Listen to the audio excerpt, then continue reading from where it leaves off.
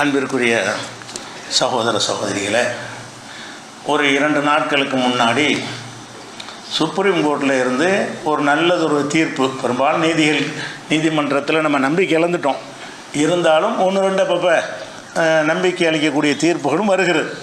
அந்த மாதிரி ஒரு தீர்ப்பு என்னென்னு கேட்டால், மத்திய பிரதேசத்துலேயும் உத்தரப்பிரதேசத்துலேயும் புல்டோசர் கலாச்சாரம்னு ஒன்று கொண்டு வந்தாங்க. புல்டோசர்னால் என்ன? அரசாங்கம் எடுத்து போராட்டம் பண்ணுறான்னா அவன் வீட்டை போய் இடிக்கிறது. புல்டோசரை கொண்டு போய் என்ன செய்கிறது? அவன் சொந்த வீட்டை கொண்டு போய் இடித்து தரமட்டமாக்கி விட்டுறது. அதே மாதிரி ஏதாவது பொய் அவன் மேலே ஒரு கேஸை போட்டு விட்டு வழக்கு இருக்கிற காரணத்தினால் உன் வீட்டை இடிக்கிறோம் அப்படின்னு சொல்லி ஏராளமான முஸ்லீம்களுடைய வீடுகள் இடித்து தரைமட்டமாக்கப்படுது. அப்படி ஒரு அதிகாரம் அரசாங்கத்துக்கு உண்மையில் கிடையாது. சட்டப்படி, அரசியல் சாசனப்படியும் கிடையாது. இபிகோவிலையும் அந்த இந்தியன் பினல் கோட்னு வச்சுக்கிறான்ல, அதுலேயும் மனிதனுடைய ஒரு குற்றத்துக்காக வேண்டி அரசாங்க சொத்துக்களை இடிக்கிறதுக்கு எந்த ஒரு அதிகாரமும் கிடையாது. அரசாங்கத்துடைய இடத்தை ஆக்கிரமிச்சு இருந்தால் மாத்திரம்தான் அரசாங்கம் என்ன செய்யலாம்? இடிக்கலாம். ஒருத்தன் திருடிட்டாங்கிறதுக்காக நான் வீட்டை போய் நீ அபகரிக்க முடியாது. ஒருத்தன் கொலை செஞ்சுட்டான் அதனால் வீட்டை இடிக்கிறேன் கூடாது. கொலை செஞ்சதுக்குரிய தண்டனை தனியாக நீதிமன்றத்தில் வாங்கி கொடு. அப்படி தான் சட்டம் இருக்கிறது. ஆனாலும் சட்டத்தை மீறி என்ன செய்கிறாங்கன்னா பல வீடுகளை இடித்து தள்ளிட்டாங்க. அந்த வழக்கு நீதிமன்றத்தில் நடந்து 2 நாளைக்கு முன்னாடி அது தீர்ப்பளிக்கிருக்காங்க. என்ன தீர்ப்புன்னு கேட்டால், எந்த ஒரு அரசாங்கத்திற்கும் எந்த ஒரு குற்றம் சுமத்தப்பட்டவனுக்கும் குற்றவாளின்னு தீர்ப்பளிக்கப்பட்டவனாக இருந்தாலும் சரி, அவனுடைய சொத்துக்களை இடிக்க அதிகாரம் கிடையாது. இப்போ நான் ஒரு திருடன் என்று கோர்ட்டை தீர்ப்பளித்து அதுக்கு ஒரு தண்டனை கொடுத்துருக்கும்ல, அதுதான் கொடுக்க முடியுமே தவிர, இவர் திருடன் என்பது உறுதியாகிவிட்ட காரணத்தினால் இவர் வீட்டை இடிக்கிறேன்னு சொல்வதற்கு அரசாங்கத்துக்கு அதிகாரம் என்ன? இல்லை. மத்திய அரசாங்கத்துக்கு அதிகாரம் கிடையாது, மாநில அரசாங்கத்தை அதிகாரம் தெளிவாக சொல்லிட்டாங்க தீர்ப்பில். இடிக்கிறதுக்கு உங்களுக்கு அதிகாரம் கிடையாது, இடிக்கிறதுக்கு ஒரு தண்டனையே கிடையாது. அது எதுக்கு நீங்கள் இடிக்கலான்னு கேட்டால், இடிக்கிறதா இருந்தால் அவன் அரசாங்கத்தினுடைய இடத்தை பாதை ஆக்கிரமிச்சிருக்கணும்.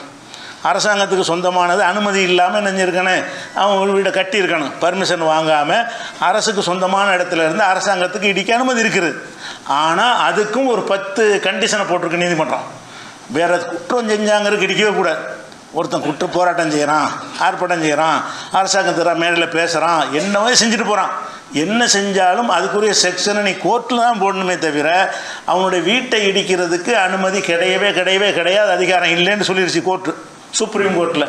ஆனால் என்ன செய்கிறாங்கன்னா, நீ இடிக்கலாம். எப்போ இடிக்கலாம்னு கேட்டால், அப்போ புறம்போ நம்ம இடத்த ஆக்கிரமிச்சு கட்டினா இடிக்கலாம்ல. அரசாங்கத்துக்கு சொந்தமான இடம், ரோட்டில் மறித்து வீட்டை கட்டிவிட்டான், அதை அரசாங்கம் என்ன செய்யலாம்? இடிக்கலாம்.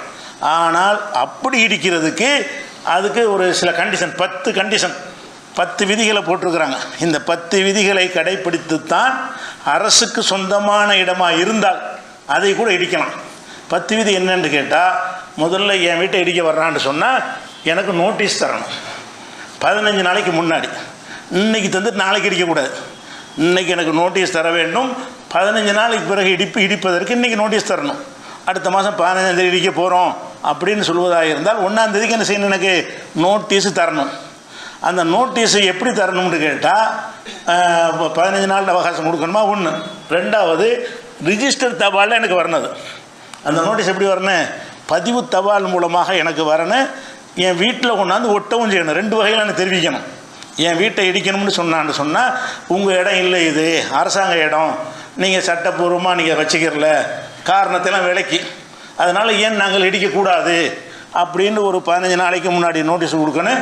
அந்த நோட்டீஸை பதிவு தபால் மூலமாகவும் தரணும், சபத்துலையும் கொண்டாந்து ஒட்டணும். 2. அதுக்கப்புறம் அந்த நோட்டீஸ் ஒட்டின ஒரு விஷயத்தை கலெக்டருக்கு தெரிவிக்கணும். இந்நாளுக்கு நாங்கள் நோட்டீஸ் கொடுத்துருக்குறோம்.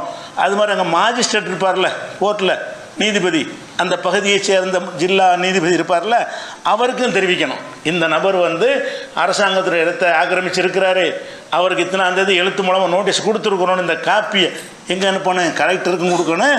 அதே மாதிரி மாஜிஸ்ட்ரேட். இது 3வது கட்டளை. 4வது கட்டளை என்னென்னு கேட்டால், ஒவ்வொரு மாநகராட்சிகளையும் ஒரு டிஜிட்டல் இணையதளம் உருவாக்கணும். இன்னையிலேருந்து என்ன செய்யணும்? டிஜிட்டல் இணையதளம் உருவாக்கிட்டு இந்த விவரங்கள்லாம் அதில் இருக்கணும்.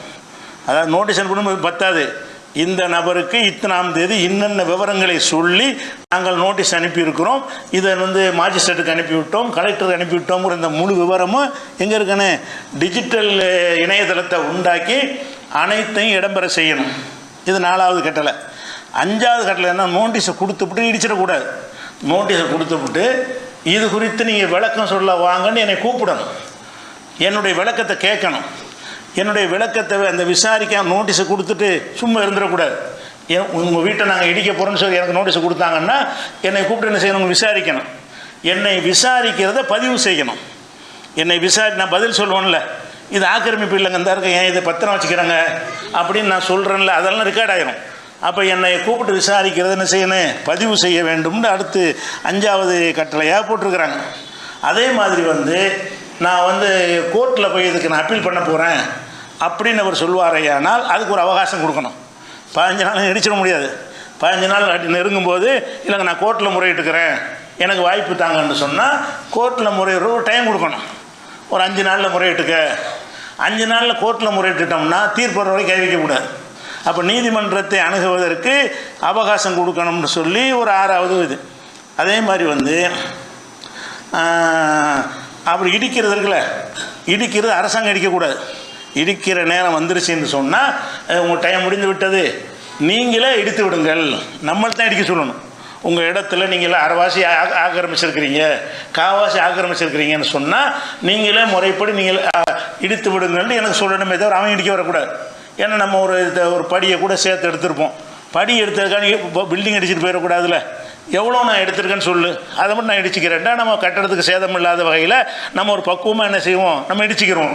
அப்போ சம்மந்தப்பட்ட பார்ட்டிக்கு தான் இடிக்க சொல்லணும். நீங்கள் அதை மீறும் போது தான் நீங்கள் போய் இடிக்கணும். அதுக்கு மாட்டேன்னு மறுத்தா தான் என்ன செய்யணும்னு அதை சொல்லியிருக்காங்க. அடுத்து நீங்கள் அவன் இடிக்கலைங்கிறான், இடிக்கிறதுக்கு டைம் கொடுத்தீங்க, அவன் இடிக்கலை, அப்புறப்படுத்தலை, அந்த பில்டிங் இருந்துக்கிட்டு இருக்கிறது அரசாங்கத்துக்கு சொந்தமான இடம், அவன் ரிப்ளை தரலையா அப்படி இருந்தானேயானால் அதை நீங்கள் இடிக்கலாம். இடிக்கிறத வீடியோவில் பதிவு செய்யணும். இடிக்கிற காட்சி என்ன செய்யணும், வீடியோவில் பதிவு செய்து அதை இன்னைக்கு கோர்ட்டில் சமர்ப்பிக்க வேண்டும். இது 9வது. இதெல்லாம் மீறி இந்த கண்டிஷனில் எதையாச்சும் பேணாமல் நீங்களாக போய் இடிச்சியல்னு சொன்னால் நீதிமன்ற அவமதிப்பு வழக்கு அந்த அதிகாரிகள் மீது போடுவோம். போடுறது மட்டும் இல்லாமல் எந்த அதிகாரி முன்னின்று அதை நடத்துகிறாரோ அவர் இந்த அத்தனை செலவுக்கும் அவர் தான் கொடுக்கணும். என் வீட்டை இடித்த காரணத்தினால் எனக்கு ஒரு 50 லட்ச ரூபா லாஸு, மறுபடியும் நான் கட்டுவதற்கு 50 லட்ச ரூபா வேணும்னு சொன்னால் இந்த அரசு அதிகாரி சம்பளத்தெல்லாம் பிடிக்கணும். அந்த அரசு அதிகாரிகள்கிட்ட அந்த பணத்தை கொடுக்க வேண்டும். அவர்கள்ட்டேருந்து நாங்கள் பெனால்ட்டி போட்டு வாங்கிடுவோம்னு சொல்லி ஒரு 10 கட்டளைகள் போட்டிருக்கு. நல்ல கட்டளை இது. இந்த உத்தரவுக்கு பிறகு இனிமேல் இடிக்க மாட்டாங்க. இடிக்கிறதுக்கு அதிகாரத்தில் இடமில்லை. அரசாங்க சொத்தை எடுத்தால் மட்டும்தான் இடிக்க முடியும். அது கூட இஷ்டத்துக்குலாம் இடிக்க முடியாது. இவ்வளோ விதிமுறைகளையும் பேணி தான் இடிக்க முடியும்னு ஒரு தீர்ப்பு வந்திருக்கிறது. இது தகவலுக்கு நம்ம தமிழ்நாட்டுக்கெல்லாம் பிரச்சனை இல்லை. ஒரு தகவலுக்கு தெரிஞ்சு வச்சுக்கணும். வடநாட்டு மக்களுக்கு அது பிரச்சனை வராது.